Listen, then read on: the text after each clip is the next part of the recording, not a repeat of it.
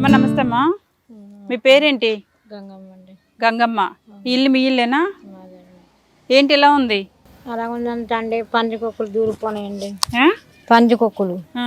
ఆ పందికొక్కులు దూరిపోయి ఆ ఇల్లు ఎన్నిసార్లు కాంక్రీట్ వేయడము ఎన్నిసార్లు ఒగ్గేయడం అలా చేసి చలిచిపోయినా ఇంకెందుకనేసి ఒగ్గేయను మరి. సరే చూద్దాం. పందికొక్కులు ఉన్న ఇంట్లో మీరు ఉంటున్నారు. మరి ఏడు చేస్తామమ్మా. ఎవరెవరు ఉంటారు ఇంట్లో? ఎవరు లేరు, నేను ఒక్కదాన్ని. మీరు ఒక్కరే ఉంటారా? ఒకసారి లోపలికి వెళ్ళి చూద్దామా? రండి. వర్షం వచ్చినా కూడా కష్టం ఎలా ఉంది? గడపలో ముద్ద. అయ్యో బాబో, ఇటు మొత్తం మట్టి అంతా బయటికి తవ్వేసినట్టు ఉంది కదా. మరి ఇంకోటి అండి చుట్టాలకే ఉన్నది. ఎలా ఉంటున్నావు తల్లి? మరి అలాగే ఇదేంటివి? గోను సంచులు ఏంటి? బొగ్గులండి. బొగ్గులు అమ్ముకుంటారా మీరు?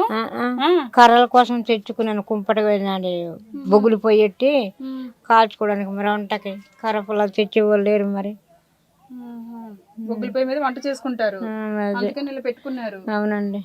రామ మొత్తం బూజులతో ఉంది కదా. అందుకనే ఉగ్గేసా గడపలో చవడం అండి.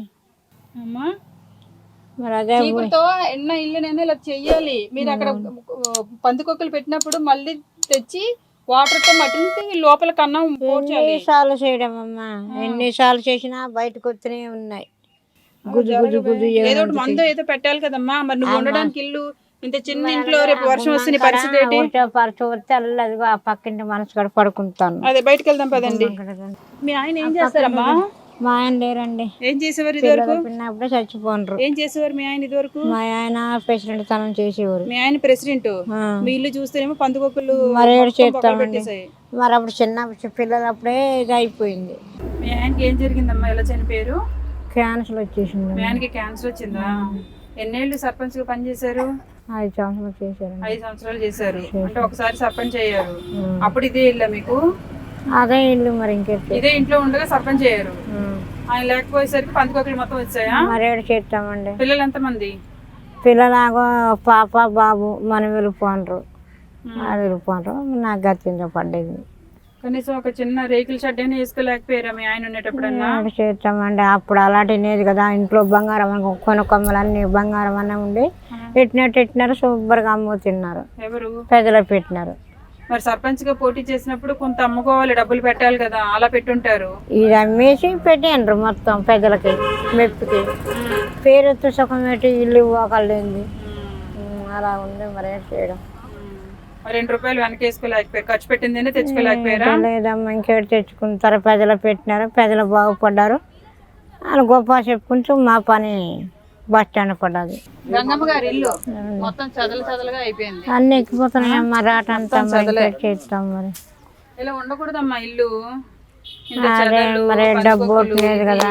అది నువ్వేం చేస్తావంటే కనీసం ఆ మొత్తం ఆ కర్రలు పెంకులు అవన్నీ తీసేసి కనీసం కొంచెం మట్టి ఒకటి ఏదో అదే పెడదాం అనుకున్నానమ్మా. మరి డబ్బు లేదు కదా. కొడుకు ఏం చేస్తాడు?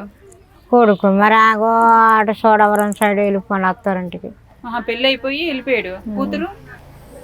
కూతురాగా ఊర్లో ఉన్నది. ఆ అమ్మ అటు వెళ్ళిపోయింది. ఎవరు చూస్తారండి? ఇదంతా చేయడానికి ఎంత అవుతుందమ్మా? ఏడు చేస్తామండి. అంత నాకేటమ్మ తెలుస్తుంది. నేను చదువుకున్నానా ఏంటే? 3 మనిషిని చదువుని సంస్కారం అనేది అలా వచ్చింది నా బతుకు. మరి చెప్తాను. రండి తీసుకురండి.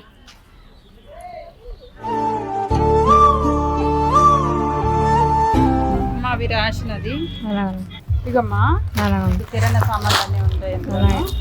ఓకే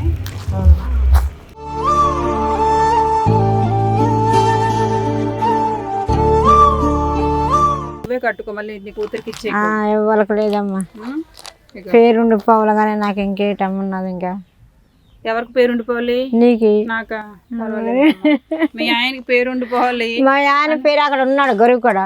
నా పని కూడా బస్ స్టాండ్ అవుతుంది. నేను తిరగ జనం చెల్లకన్నట్టు అలాగా జీవితం అలాగ నిలబెట్టుకుంటాను. మరి లాస్ట్కి ఏట అవుతానో నాకే తెలియదు. ఇల్లు బాగు చేయించుకోండి సరేనా? నేను వచ్చేసరికి మళ్ళీ చక్కగా మొత్తం అంతా ఇప్పేసి నీట్ గా రెడీ చేయండి. ఇంటికైతే ఖర్చులు ఉంచుకోండి. తీసుకోండి.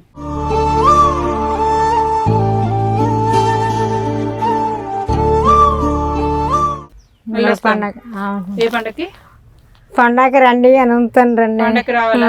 ఈలోగా ఇల్లు అయిపోవాలి. అప్పుడైతే వస్తాను నేను. అలాగే. ఓకేనా? కలిసి వంట చేసుకుని తిందాం. అలాగే. ఆ డబ్బులతో ఈ డబ్బులతో నువ్వు చక్కగా మంచి ఇల్లు కట్టుకో. అది సరేనా? అలాగే. ఓకే అమ్మా, నమస్తే. నమస్తే అమ్మ.